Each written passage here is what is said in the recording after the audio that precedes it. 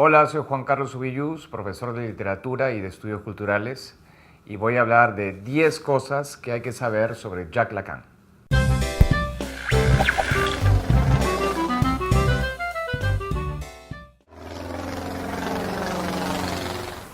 1.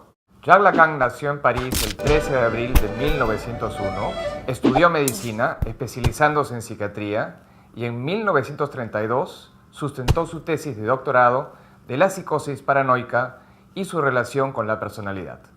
Es a través de su interés con la psicosis que Lacan se orienta cada vez más hacia el psicoanálisis y desde 1953 hasta 1980 da un seminario público en el cual el rigor de su enseñanza lo lleva a cuestionarse una y otra vez, básicamente Lacan contra Lacan. 2. Se ha vuelto bastante común dividir el campo psicoanalítico entre los freudianos y lacanianos, dado que en 1963 Lacan fue expulsado de la IPA o International Psychoanalytic Association, la institución fundada por Freud, y al año siguiente fundó su propia escuela, la Escuela de la Causa Freudiana. Sin duda el psicoanálisis lacaniano se distingue de aquel sancionado por la IPA. Por ejemplo, en lo referente a la técnica, los psicoanalistas lacanianos no cobran una cuota determinada, sino que la modifican de acuerdo a las posibilidades económicas de sus pacientes. También, la sesión no tiene un tiempo estándar, digamos 45 o 50 minutos, sino que varía según la temporalidad inconsciente del analizante o según la necesidad del psicoanalista de realizar un cierre, es decir, finalizar la sesión sancionando un dicho, un error o un hallazgo del paciente. Sin embargo, hay que recordar que Lacan comienza su enseñanza bajo el signo del retorno a Freud, lo cual no quiere decir que regresó a Freud de manera ortodoxa o como a una Biblia, sino para seguir los hallazgos e impases de su pensamiento en movimiento. De hecho, en su último seminario, Lacan le diría a sus oyentes: ustedes pueden llamarse lacanianos, yo soy freudiano. 3. Uno de los escritos más conocidos de Lacan es El estadio del espejo. Siguiendo a Charles Baldwin, Lacan sostiene que entre los 6 y 18 meses de edad, el niño se reconoce con júbilo en el espejo y que ese es el primer momento de su formación del yo. En otras palabras, el yo, la instancia supuestamente interior de la persona, comienza a forjarse a partir de una imagen del exterior. De esto se pueden colegir dos cosas. La primera es que no hay una clara división entre el interior y el exterior, que a veces lo más íntimo de una persona viene de afuera del exterior.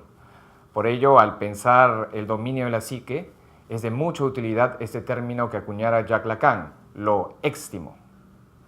Y lo segundo es que lo imaginario no es simplemente lo irreal, lo ilusorio, lo quimérico, sino que es formador de lo informe en la psique de una persona. Es decir, lo imaginario tiene una valencia ortopédica. 4. Por supuesto, Lacan es más conocido por lo que viene después, es decir, por su reelaboración estructuralista de la obra de Freud. De allí viene su famosa frase: el inconsciente está estructurado como un lenguaje. La idea es que, lejos de ser simplemente lo irracional, el inconsciente es un tramado de palabras que constituyen un destino para el sujeto. O dicho de otro modo, el inconsciente es un guión que uno repite sin saber, un saber que no se sabe, pero que uno puede conocer a partir de la interpretación psicoanalítica de los dichos, de los yerros, de los síntomas, de los sueños del paciente. 5. ¿Quién va al psicoanálisis? Aquel que sufre mucho, aquel que tiene una pena de más, porque a fin de cuentas el dolor de existir es ineludible. Es más, ser humano es estar enfermo. Como lo señala Lacan, la normalidad no existe. Todos somos neuróticos, perversos o psicóticos. En otras palabras, la neurosis, la perversión y la psicosis no son enfermedades a curar, sino distintas posiciones existenciales frente a la castración, es decir, frente a la irrupción de la ley. 6. De hecho, el deseo tiene para Lacan una dimensión ética. Como lo declara en el Seminario 7, en el marco del psicoanálisis, de lo único que es culpable el sujeto es de ceder en el deseo. Más que una apuesta por el hedonismo, esta máxima compromete al sujeto a no abandonar su deber más íntimo, o, puesto que, como ya hemos visto, lo íntimo es en realidad lo éxtimo, no ceder en el deseo implica que el sujeto debe hacerse valer en el lazo social. 7. Ubiquémonos por unos segundos en el desarrollo del pensamiento lacaniano. Lacan comienza estudiando el registro imaginario en su tesis de psiquiatría y en el estadio del espejo. Luego, en los años 50, pasa a estudiar lo simbólico, incluyendo el psicoanálisis en la revolución estructuralista. Y finalmente, de los años 60 en adelante, se concentra en lo real.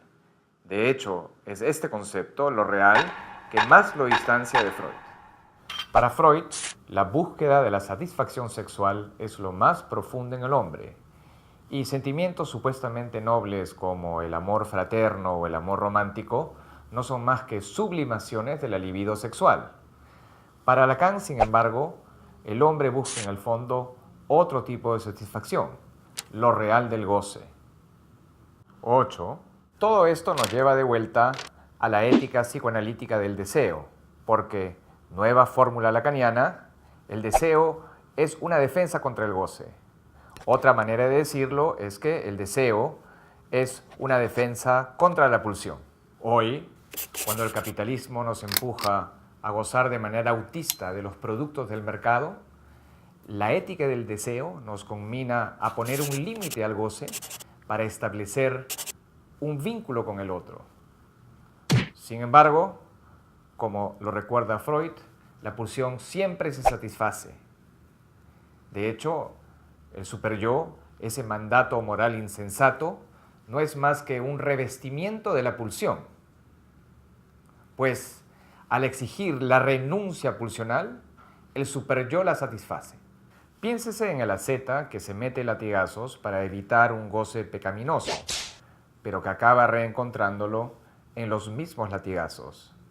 Y es que la orden del superyo es en el fondo goza. En ese sentido, el psicoanálisis es también una clínica del superyo. 9. Lamentablemente el deseo no puede articular todo el goce en su maquinaria de sentido. Tampoco puede hacerlo el deseo sexual, aunque el psicoanálisis haya apostado históricamente por él. De allí viene la enigmática frase de Lacan: no hay relación sexual. Entre otras cosas, esta frase quiere decir que el hombre y la mujer no se complementan en el sexo, que él no es de Marte y ella de Venus, que no son las dos mitades de una naranja, que dos corazones jamás laten como uno. Nada de esto quiere decir que el hombre y la mujer no se encuentren en la cama, pero puesto que no hay relación sexual, de ese encuentro no sale el canto de los ángeles. Sí, el goce se escapa, la mujer lo sabe, pues si bien ella disfruta como el hombre del sexo, ella experimenta un goce que no pasa por allí. A esto responde otra frase contraintuitiva de Lacan: la mujer no existe. Entre otras cosas, la mujer no existe alude a que hay un goce informe en la mujer que no se deja encuadrar por el falo, por el sexo o por alguna palabra inventada por los hombres. Como bien dice Lacan, on la dit femme et la dit femme. Uno la dice mujer y la difama. 10. Una vez más, el deseo no puede resolverlo todo. De allí la necesidad de dejarse orientar por lo real del síntoma. Para Freud, el síntoma es la materialización en el cuerpo de un mensaje reprimido. También lo es para Lacan, pero este añade que es una manera de gozar.